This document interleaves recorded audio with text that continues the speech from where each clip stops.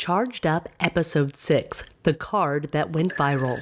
Are you ready to get charged up about your money, your credit, and your overall financial health? You've come to the right place. You're listening to Charged Up with Jenny Hoff. Welcome to Charged Up. I'm Jenny Hoff. I'm really excited about today's guest because he proves that you don't need to be a financial expert to master the secret of financial success. In fact, sometimes being an expert can complicate matters. Our guest, Professor Pollack, not a professor of finance, proved that when he argued you could fit everything you need to know about personal finance on an index card. He then answered the call to write that index card, posted it online, and it went viral. It shows that simplicity is key, and we're hungry for actionable answers to our financial questions. Dr. Pollack has now co-authored a book called The Index Card, where he expounds on those tips that went viral, and we're going to go over those tips today. So if you're not driving, get out a piece of paper, get out a pen, and get charged up about learning the simple secrets to financial mastery. Thank you so much for joining us today, Professor Pollack. Thanks so much for having me. So first, I want to start out hearing how the whole index card phenomenon started. Now, while you have an illustrious academic background in health policy, as far as I understand, your work hasn't necessarily focused on finance, yet your name really came into the spotlight of the financial world when you created this index card of tips for managing money. Can you tell us how that happened and how it's inspired you since? It's sort of a strange story. I never really paid too much attention to finance until I was well into my career. I had training in public policy, but I never particularly applied it to finance. And then I took a job at the University of Chicago in 2003. And shortly after arriving here, my family had a financial crisis because my mother-in-law actually died suddenly, and her son, who's intellectually disabled, had to move into our home. And we had, as you can imagine, a series of challenges connected with that. And I became quite worried that I was just going to hemorrhage my money and started to really look into it. And I was very struck as I did that by how there was a cacophony of financial advice available on cable TV and whatever. And then there was the expert conversation among people who actually knew about how to do saving and investing and so on. And the expert conversation was actually so much simpler than what you would get if you sort of turned on financial TV. And then I have participated in a blog called The Reality-Based Community. And I was interviewing a financial writer named Helene Olin about a book that she wrote called Pound Foolish. And in the course of the interview, I just casually joked that isn't the fundamental problem the financial advice industry has. The best advice is available for free at the library, and it could fit on an index card. And I had made that joke before, but this time people started emailing and saying, okay, where's the index card? I was just joking around, but I had planted a flag there, so I sort of was stuck. I had to respond. And so I just grabbed a 4x6 index card out of our drawer, and I just started scribbling with a pen. And maybe 2 minutes, 90 seconds, 2 minutes. I wrote down 9 things. I took a picture of that with my iPhone and I posted it on the web, and it got 400,000 hits. There was something about the simplicity of that index card that really seemed to grab people, even though everything that I wrote on there was really pretty simple and straightforward. And it actually won one of Money Magazine's Best New Ideas of the Year, which is kind of funny if you look at most of those 9, because they're like pay off your credit card at the end of the month and things like that. Those are good ideas, but you really wouldn't describe them as the most novel ideas you've ever heard. That is the truth, right? When it comes down to it, people can't even enact any of these rules if it's just too difficult to understand. And that's one of the reasons I wanted to speak to you, because I want to go through the points that you have on your index card and that you also wrote in your book, The Index Card, where you discuss a little bit more what each one of those tips really means and how people can put those into action. So we're going to talk about that so our listeners can understand what each of these tips mean, why they're important to their overall financial health, and how they can get started on them. The first one that I'm going to talk about is to strive to save 10 to 20% of your income. Now, on the original index card, you suggested 20%. Did you find that for some families that was an unrealistic number? Because I saw a Federal Reserve study that cited more than 40% of Americans don't have enough savings to cover a $400 emergency. So how can they start off getting to this 10 to 20% savings mark? And then who should be looking more towards 20% rather than 10? Yeah, I got more hate mail about that than anything else. And I got a ton of emails that said something like, Dear Professor Pollack, I'm a 28-year-old single mom. You just told me I should save 20% of my income. And then there would be a string of expletives.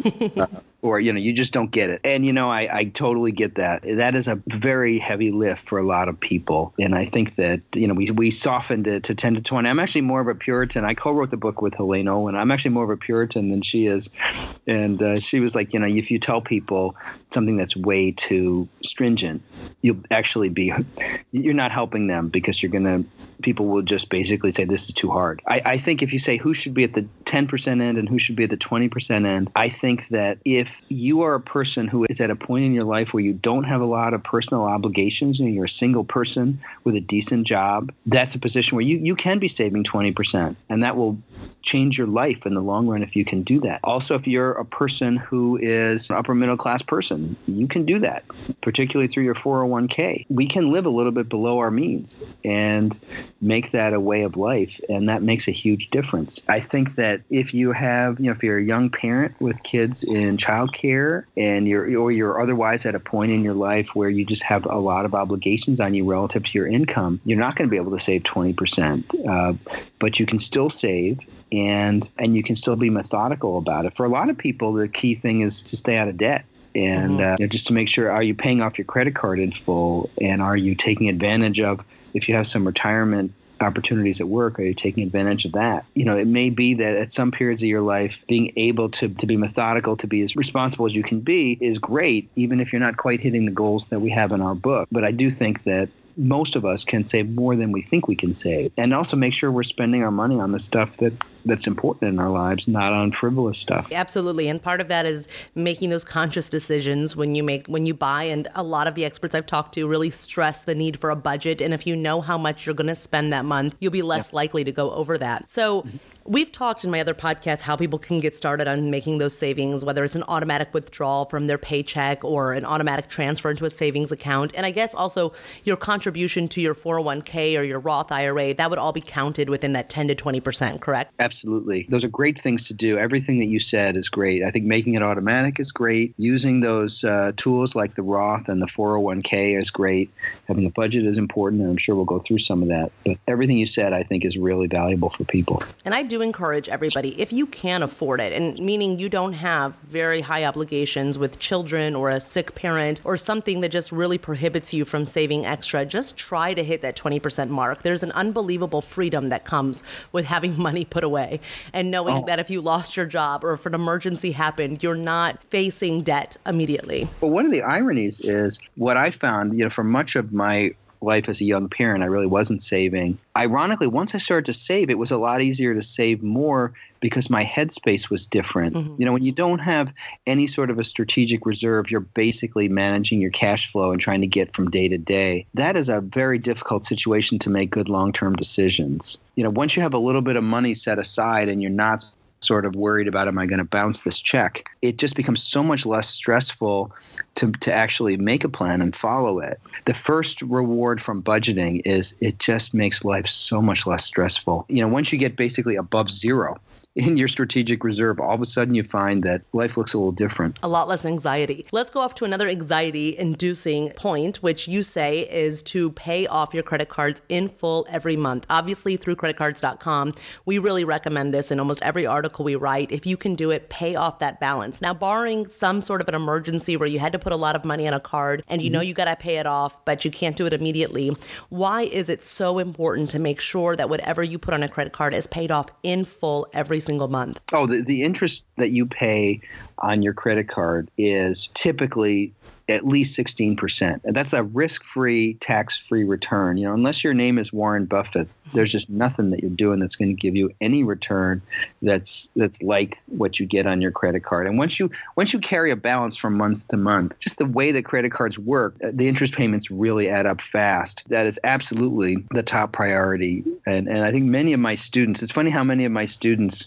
will say things like, the single most shameful thing in my life that I'm most embarrassed about is that I struggle with my credit card. I've lived with my boyfriend for 4 months. We've got each other's Facebook passwords. I totally know what he did last summer, but we don't look at each other's Visa bills. So you really want to get a handle on that and use your credit card in a transactional way. There's also a lot of evidence that if you pay cash for stuff, it's easier to follow your budget. There's something about that poker chip. You have this nice looking credit card in your pocket. That does make you a little bit looser than if you actually have the little green pieces of paper that you're pulling out. And that's something that I find when I use cash, it's very helpful for me to stay in my budget. Absolutely. So if you are somebody who finds yourself in a situation where you have credit card debt, first pay that off before looking at that savings. I would say pay that off because you're paying very high interest rates on those. Try just using cash. And you're right, because with a credit card, it's hard to just calculate every time we're swiping it. And it's hard to really know how much we're spending. When you set, I'm going to spend $200 in this amount of time, you know when you've gotten to the end of that, and you have to make a conscious decision to go get more. Your next tip is to maximize your 401k and other tax advantage savings account. Now, let's talk about this more, because I think this is an area that is still confusing for a lot of people, even people who have high income jobs and are relatively good with money. I think these tax saving vehicles are confusing. Can you explain the different ones and why people should be maxing them out? Well, so if you take your 401k, if you work at a job that offers a 401k plan, that is a very, very powerful platform to save your money. It's powerful for a couple of reasons. One is it just is automatic. It comes out of your paycheck. You don't have to mess with it. It's actually managed by people who have a legal obligation to work in your best interest in an important way. And very, very often employers will put some money in to match what you are putting in. And that's just free money. So the first thing, if you take a new job or you're in a job and you haven't looked into it, the very first thing you want to do is understand what is the retirement plan that's being offered. 401k at a private company, there's something, if you work for a nonprofit or a hospital, something like that, it might be called a 403b. It's the same basic thing. I get a lot of phone calls from people that ask, what should I actually invest in my 401k? And I'm sure we'll get to that.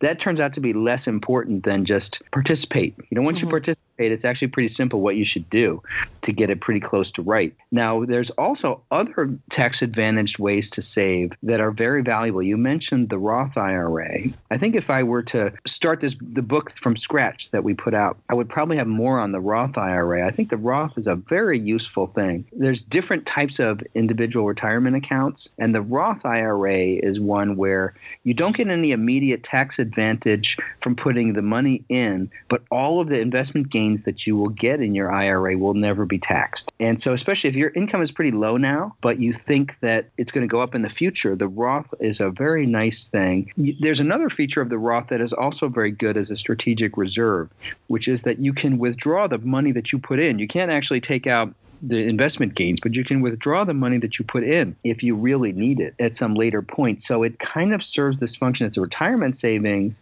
but it also gives me a little bit of an emergency reserve aspect, which other types of tax advantage savings opportunities typically don't give you. There's also ways, if you can do your 401k and you can do your Roth IRA, there's also opportunities to save for your kids' college in a tax-advantaged way, and those are very valuable. One of the best ways to save is when there's a real goal that is meaningful to you. And there's a lot of people who really want to have money set aside for their kids' college, partly because that's a smart thing to do and partly just because it changes the way I think of myself. I'm providing for my kids' college. I'm a good parent, and if that gives you mojo to save, that's part of the game too, I like to have named savings accounts for stuff. It just helps me save. It's identified with my kids, gives me real pleasure to do when I'm having to put money aside, which isn't easy to do. And if somebody is self-employed, a Roth IRA or an IRA is an option for them, right? Where they can use these tax savings vehicles, even if they don't have a 401k provided to them through an employer. Absolutely. And there's also, if you're self-employed, there's something called an SEP IRA that is very valuable. And you can put aside pretty substantial amounts of money in that if you're self-employed.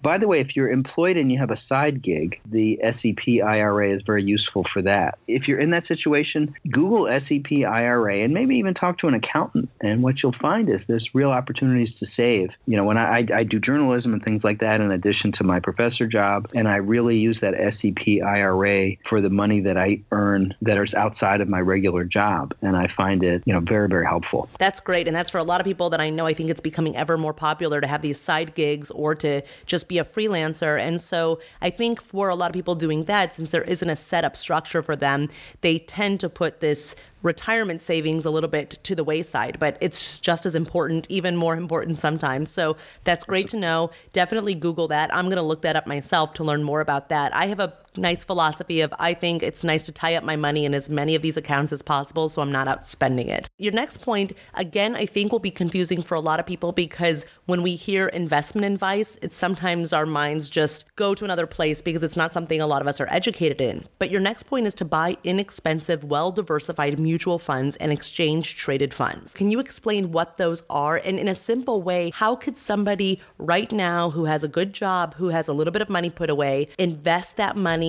in a fund that's not going to cost them a bunch down the road? First of all, if you're saving money, that's great. You've basically solved 85% of the problem. The question of where to put my money turns out to be, much simpler than people think it is. All my retirement savings is in like 3 or 4 things. I don't have a complicated retirement account at all. And there's no reason why people need to. So an index fund is a fund that just buys basically the entire market. There's different index funds. There's a U.S. stock fund. You can get a global stock fund. There's different territory, but they don't try to pick winners and losers within that. They just try to buy the whole market, and they don't do a lot of trading. And that turns out to save a lot of money for you. And it also turns out that these cheap index funds pretty much outperform everything. Mm-hmm. You ever see these ads on TV that say, that show all sorts of fancy investment things, when some company comes on and says, we understand how an amoeba Pacific seafloor is going to affect the price of glass in Germany or whatever. None of that stuff works. Mm-hmm. You're paying money to overpriced funds that just turn out to not do as well as a simple stock index. So, Vanguard has them, Fidelity has them. They typically charge fees that are like 0.2% of what you got in there per year, very low fees. How much would you say a managed fund is? What kind of fees are those? So just to compare. A lot of managed funds will charge like 1% per year or more. And boy, the difference between that seems like the difference between like 0.2% and 1% per year seems like it's not that much. 1% is a pretty small number. Wow. Over like 20 years, that compounds into an amazing difference. Right.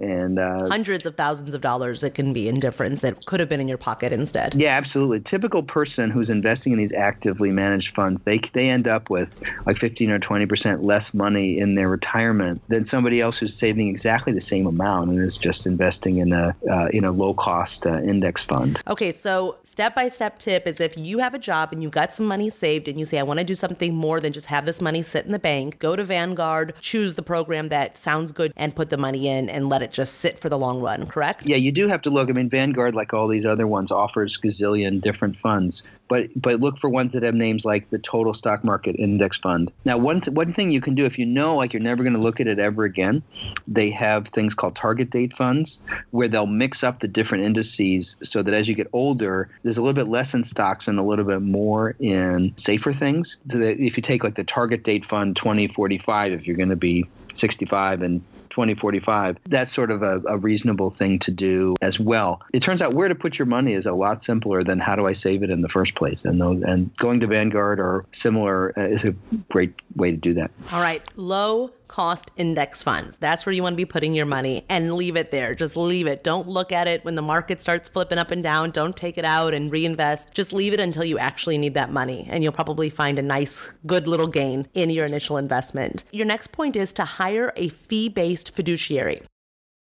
Tell us a little bit why a fiduciary is so important, and do people need one in order to make an investment? Who actually would need to now go to somebody for advice versus just going to Vanguard or to Fidelity and doing it yourself? I think having another pair of eyes look at your situation is very valuable, and financial advisors and accountants know stuff that is very valuable. The thing is, though, that you want to make sure that you're having a conversation that's advice and not a sales pitch. The fiduciary standard is the idea that when you meet with someone, you say, will you commit to a fiduciary standard in all of your dealings with me? And that second part's really important because there are various legal things that mean that when I'm talking to you about your retirement, I have a fiduciary standard, but if I'm talking to you about this other thing, I might not. You're saying all my dealings with you. And the fiduciary standard means that I basically have to give you advice that is in your financial best interest, not in what gets me paid the most. And if there's any conflict of interest, I have to be transparent about that. And whatever the legal requirement is, the Trump administration may weaken some of the consumer protections that President Obama put in. Whatever that happens, you as an individual can always just say, hey, I want to make sure that this is the way I'm dealing with you if I'm talking to a financial advisor. And there's just no reason to be dealing with someone who's going to sell you, without the fiduciary standard, they could have two funds that are basically the same, but one of them has a fee of 0.2% and one of them has a fee of 1%. And they can recommend to you the one that has the higher fee, and they don't even have to tell you that the one with the lower fee even exists. Why would you want to be dealing with someone on that basis? When they get paid in a transparent way under this fiduciary standard, you still have to pay them. And the more transparent it is, in some ways, the more painful it looks, because if they're selling you overpriced junk, they can say, it's the advice is totally free. But under the fiduciary standard, they may say, an hour of my time is going to cost you $200, and you'd rather pay that $200, believe me, than be buying the wrong thing because it's something that's more lucrative for the financial professional. All right. So it's almost like hiring a lawyer. You're looking for somebody who will agree to work in your best interest. They're going to charge you probably an hourly rate. It's going to feel more than if you hire somebody who just takes it out of whatever your gains are, but you're going to end up spending a lot less in the long run. Absolutely. And I do think, they actually provide value. People sometimes interpret what I just said as saying, I think financial advisors aren't useful or whatever. It is really valuable to have somebody in a dispassionate way who can talk to you about whatever the issues are in your life financially. So I think it's very valuable, but only when it's done in a fiduciary way. And would you then just go to any money management firm and say, I want somebody who's going to work for me as in a fiduciary way exclusively? Or are there certain firms that if you look online will say that? There are some hourly networks that, of advisors that are available. And actually, if you just Google, fiduciary advisor hourly, you can find those. There's a variety of ways to find someone. Actually, Vanguard has a service. Some of the other firms have a service. It depends a little bit on what you need. I think that if you're just talking about how to invest your retirement, actually, if you're working with a firm like Vanguard, they will actually have that, and you can work with them on a fiduciary basis. If you want to talk about a broader set of questions, like what about my life insurance and things like that, typically you will need to go outside of that. And then there are certainly services that do that. Talking to your employer, by the way, if you work for a reputable employer, say I work for a Fortune 500 company, very often if you call your benefits office, they can help you hook up with somebody that can answer a lot of your questions in a fiduciary context. That's sometimes a very useful call to make if you're not quite sure what to do. Two things that are red flags when you talk to financial advisors. One, if they're uncomfortable with the fiduciary conversation, that's a red flag because they shouldn't be. This should be something that they embrace. And the second is if they're trying to sell you complicated stuff, annuities, individual stocks that they heard are hot, anything like that, those are big red flags. Your next tip that wasn't on the index card but made it to the book is to wait to buy as much home as you can actually afford. Now, I love talking about this because a lot of people I speak with consider their home an investment. And one of my previous guests on the show says, no, she says it's a consumption item and you need to look at it like that. Talk about what you mean when you say you should buy as much home you can really afford and wait until you can't afford it. Your previous guest was very wise. Your home is something that you use and consume. It should not be your major investment in your life.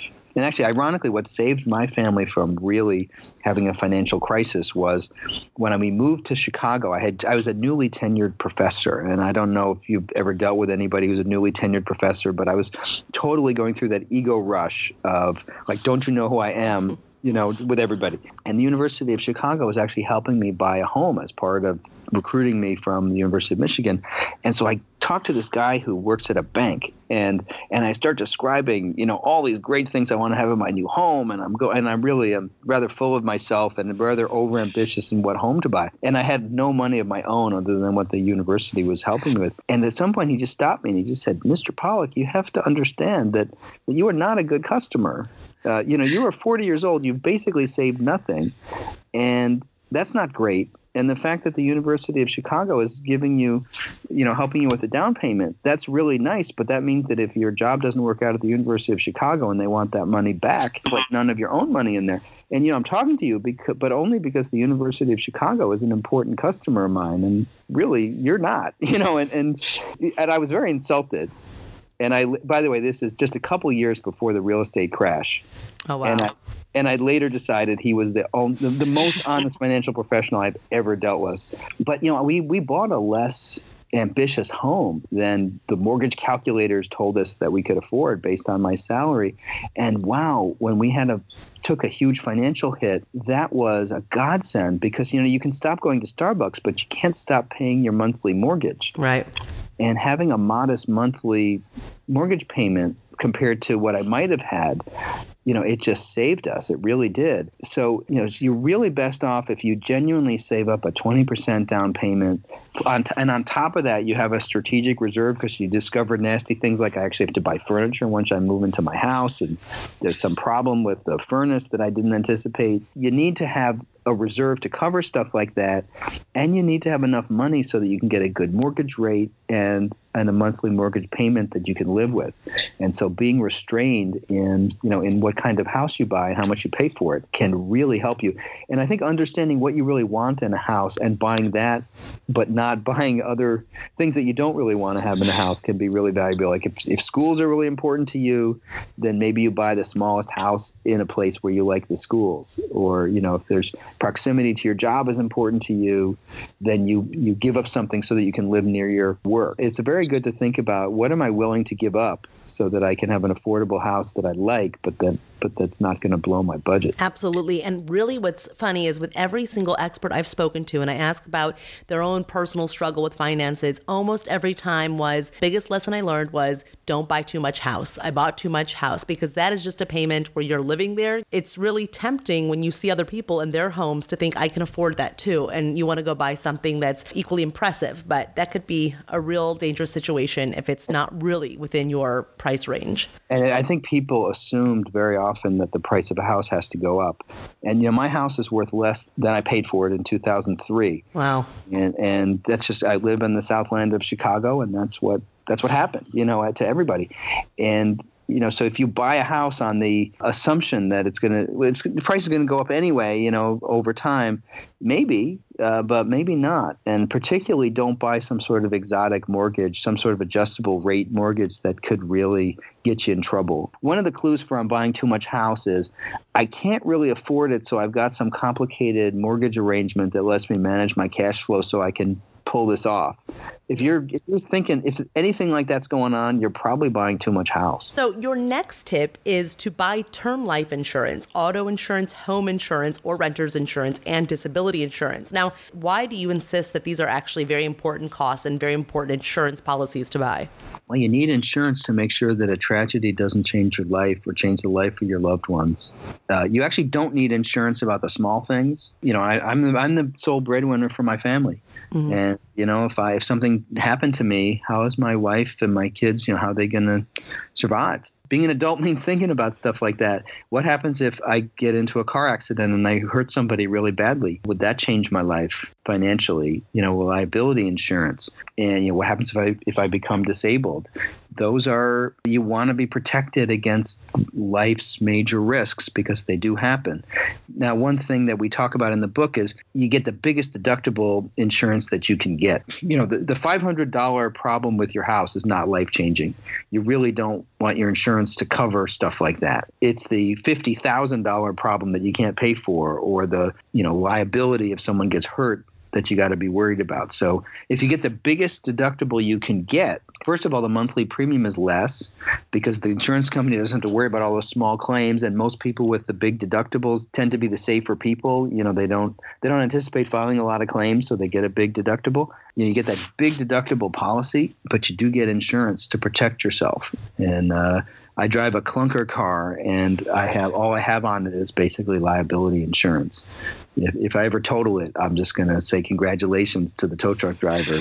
But I do have liability insurance, just in case. And finally, let's talk about your tip about avoiding individual stock picking. Why is that such a mistake? Oh, do not buy or sell any individual stocks. In fact, you really don't need to read business page of the paper, what's happening with a particular company. If you are spending a lot of time trying to figure out, is Chrysler offering the next visionary generation, a minivan or whatever, you really should be spending that time being better at your day job or hugging your kids or whatever. The data on people's ability to pick stocks is so clear that we are all horrible at it. There was a study that looked at the stocks that people sold and then the stocks that they bought with the money that they got by selling the old stocks. And what they found, it wasn't even random. The stocks that they sold systematically did better than the stocks that they bought with the money that they got from their stock sales. So it's like we chase after shiny objects, and first, it's not that cheap to be buying and selling stocks. And the person across the table from you that's their full-time job to do this stuff. They're better at it than you are. And so you just want to take all that stuff out of your life. Don't want to be thinking about how is my retirement going to be affected by whether Apple has a great new iPhone or anything like that. You just eliminate every individual stock from your thinking and just buy index funds all the way. It makes life so much less stressful. The only downside to that is you have to give up on the idea that you're going to be the person who bought Amazon 20 years ago. Everybody knows somebody that bought the amazing stock when nobody ever heard of it. And of course, that's partly because our friends don't tell us that they bought pets.com. They tell us that they bought Amazon or whatever. Just stay away from that game. That is really a loser's game for almost everybody. Yeah, those are all great tips. And I think these are things that if we can just even implement one or two starting now and gradually work up to getting all of those under control, talk about having real control over your financial situation. And it really doesn't matter if you're not making very much money or if you're making a lot of money. We all need to be cognizant of what we're spending, what we're saving, how we're protecting ourselves, how we're planning for the future. Finally, our show is called Charged Up, and I'm sure this has been a bit of a roller coaster ride when your original index card of tips hit 400,000 people. So Yeah. what charges you up now about empowering people to take charge of their money by just simplifying the rules of the game? When I talk to people, especially my students, but also random other people who say, your index card wasn't rocket science, but it helped me, and I actually went and I did this. Like, Dr. Pollack, I just want you to know that, I was at my job today. I was in your econ class, 5 years ago, and I looked up all the fees on my 401k, and I was able to do something smart that made my life a little better. That is immensely satisfying, and it's not a cure-all to follow these rules, but they really help, and they're kind of realistic. You can make your life better with a little bit of attention and just being methodical about it. When I hear people doing that really charges me up. Fantastic. Well, thank you so much for joining us today. These are great tips. Thanks so much for having me. And thank you for listening to this episode of Charged Up. If you enjoyed this podcast, please take a minute and rate us on iTunes. And I'm always looking for your feedback and your questions, which you can send to chargedup@CreditCards.com. If you have specific questions that you want me or one of my guests to answer on air, send them my way and we'll do our best to help you. Thanks for listening. Please join us next week for a new episode. Try out some of these tips and get charged up about your financial future.